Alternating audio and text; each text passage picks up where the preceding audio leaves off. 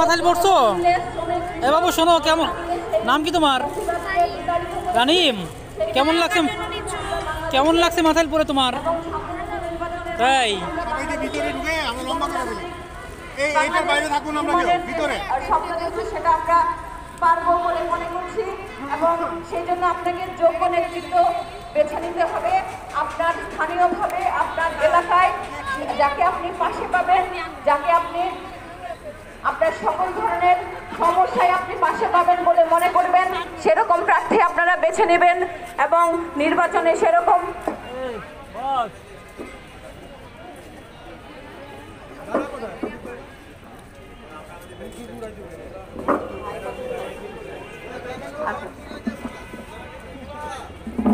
আমাদের মাথাল র্যালির কাজ একটু পরেই শুরু হবে। আমি লুহানা তাবাসসুম আপার দৃষ্টি আকর্ষণ করছি, ব্যানারের আসতে তাকে অনুরোধ করছি। লুহানা তাবাসসুম আপাকে ব্যানারে আসার জন্য অনুরোধ করছি।